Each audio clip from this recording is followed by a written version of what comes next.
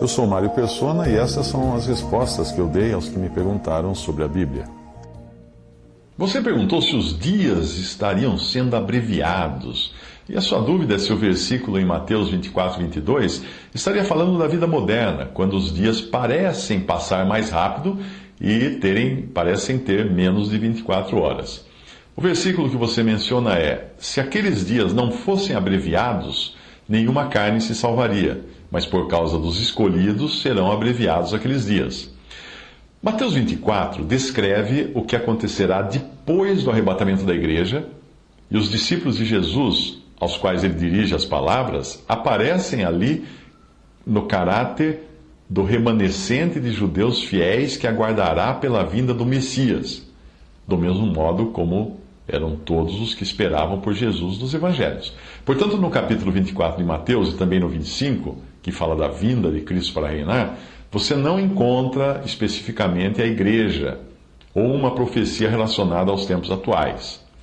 O versículo 22 de Mateus 24 refere-se à grande tribulação, e ali os que perseverarem até o fim para serem salvos são os que permanecerão vivos na sua carne, no seu corpo, para entrarem no reino milenial de Cristo com o seu corpo intacto.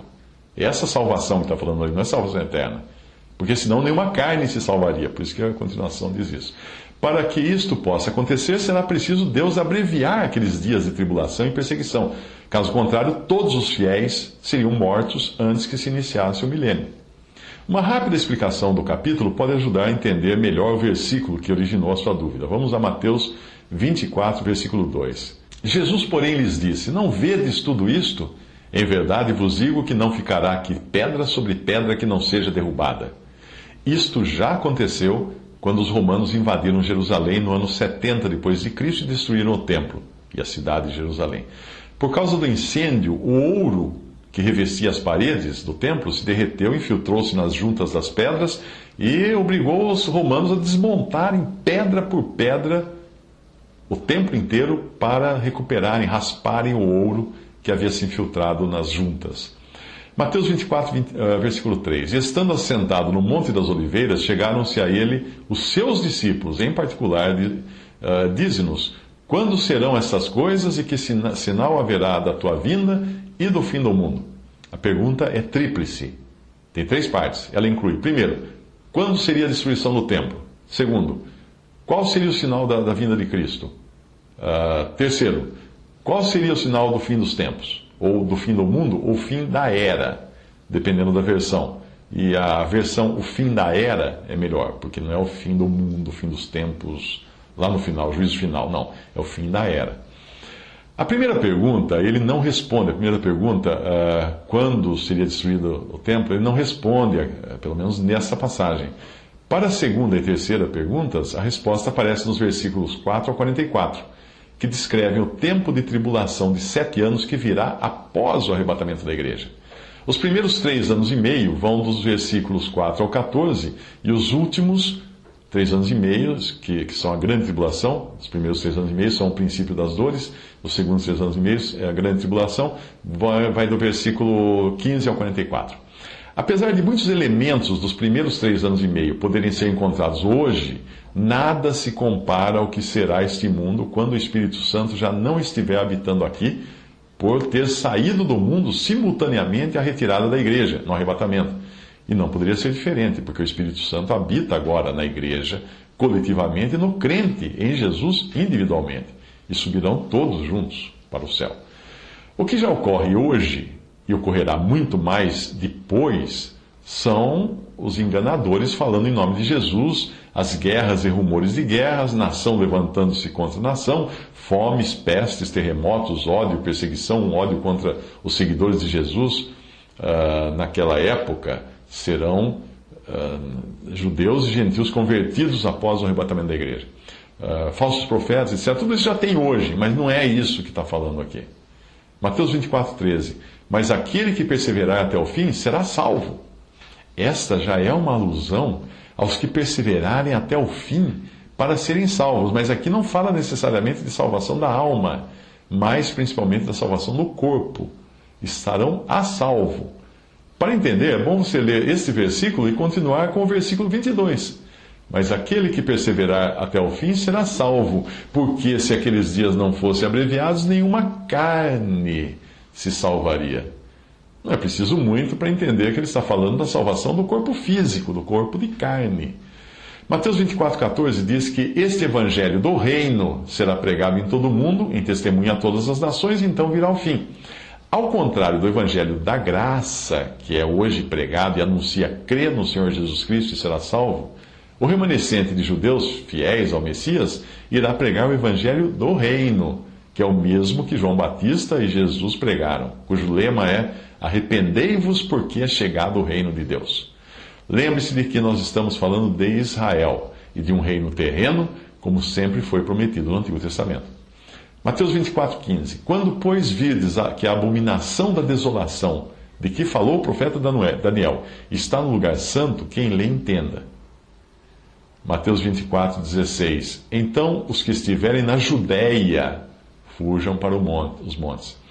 Esses versículos denotam o caráter judaico de toda a passagem. O lugar santo é o Templo de Jerusalém, que terá sido reconstruído a toque de caixa nessa época, e onde o anticristo se sentará querendo parecer Deus. Este episódio é mencionado em 2 Tessalonicenses 2,4, com as palavras: de sorte que se assentará como Deus no templo de Deus, querendo parecer Deus. A expressão os que estiverem na Judéia mostra o cenário judaico de tudo isso. E mais ainda no versículo 20: orai para que a vossa fuga não aconteça no inverno nem no sábado. Isto não faria sentido se a passagem estivesse falando de cristãos e da igreja, que não guardam o sábado. Mas faz sentido quando se fala de um remanescente judeu que estiver na Judéia, naquela época, e continuará a guardar os costumes do judaísmo, como fazem os judeus religiosos hoje e faziam também os discípulos de Jesus antes da formação da igreja. Para um judeu religioso, é proibido caminhar mais que uma certa distância no dia de sábado, mais ou menos 1.200 metros. Obviamente, ninguém conseguiria fugir se a fuga estivesse limitada a 1 quilômetro e pouco. Então voltaram para Jerusalém, do monte chamado das Oliveiras, o qual está, veja essa passagem, o qual está perto de Jerusalém, a distância do caminho de um sábado. Atos 1:12. O caminho de um sábado é 1 quilômetro e 200 metros. Mateus 24, 21 a 22. Porque haverá então grande aflição, como nunca houve desde o princípio do mundo até agora, nem tampouco há de haver. E se aqueles dias não fossem abreviados, nenhuma carne se salvaria. Mas por causa dos escolhidos, aqueles serão abreviados aqueles dias. Chegamos então ao versículo da sua dúvida. E eu agora acredito que você tem uma visão melhor dele dentro do contexto. Repare também que não está falando dos tempos atuais, mas de uma grande aflição, como nunca houve desde o princípio do mundo até agora, nem tampouco há de haver. Inclua-se, então, guerras, tsunami, o próprio dilúvio que destruiu o mundo, vai ter uma aflição como nunca teve antes, nem dilúvio. Isso é significativo, se nós nos lembrarmos de quantas catástrofes e guerras já se abateram sobre a humanidade. Tudo o que a história registra até aqui será café pequeno, será refresco, comparado ao que acontecerá durante a grande tribulação. Principalmente levando-se em conta que Satanás terá sido expulso do céu naquela ocasião, juntamente com seus anjos, e agirá livre e solto neste planeta, direta e indiretamente por meio de seu servo, o Anticristo. Mais uma vez, a passagem nos transporta para 2 Tessalonicenses, capítulo 2, versículos 6 a 9. Agora vós sabeis o que detém o Anticristo, para que a seu próprio tempo seja manifestado, porque já o mistério da injustiça opera. Somente há um que agora resiste, é o Espírito Santo, que hoje habita na igreja, até que do meio seja tirado. E então será revelado o iníquo, que é o Anticristo, a quem o Senhor desfará pelo assopro da sua boca e aniquilará pelo esplendor da sua vinda. A esse cuja vinda é segundo a eficácia de Satanás, com todo o poder, sinais e prodígios de mentira. Outra passagem que também gera dúvidas é quanto aos escolhidos, pois muitos acreditam que são cristãos atuais e membros do corpo de Cristo, que é a igreja. Porém, a igreja é recolhida da terra pelo próprio Senhor no arrebatamento, descrita em 1 Tessalonicenses 4. Enquanto aqui, nessa passagem de Mateus 24, se trata de um trabalho de anjos recolhendo pessoas vivas, não pessoas ressuscitadas e transformadas, como no arrebatamento, mas pessoas vivas, para serem transportados à terra de Israel. Veja a passagem, Mateus 24, 31. E ele enviará os seus anjos com rijo, clamor e trombeta, os quais ajuntarão os seus escolhidos desde os quatro ventos, de uma a outra extremidade dos céus. Para o cristão da atual dispensação, a esperança não está em um transporte providenciado por anjos, mas transporte providenciado pelo próprio Senhor. João 14, versículo 3 diz, o Senhor Jesus diz, e quando eu for e vos preparar lugar, eu virei outra vez, e eu vos levarei para mim mesmo, para que onde eu estiver, estejais vós também.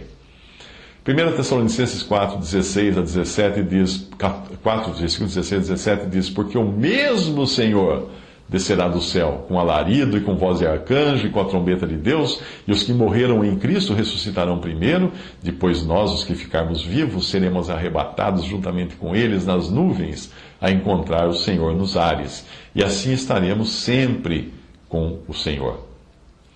O versículo seguinte é outra referência a Israel. Em toda a Bíblia Israel costuma ser identificado pela figueira, no sentido nacional, ou oliveira, no sentido espiritual. Mateus 24, 32. Aprendei, pois, essa parábola da figueira. Quando já os seus ramos se tornam tenros e brotam folhas, sabeis que está próximo o verão. Mateus 24, 34. Em verdade vos digo que não passará esta geração sem que todas essas coisas aconteçam. O termo geração aqui pode se referir àquela geração das pessoas que vivenciarem todas essas coisas descritas nesse capítulo, que fala diretamente do tempo da grande tribulação.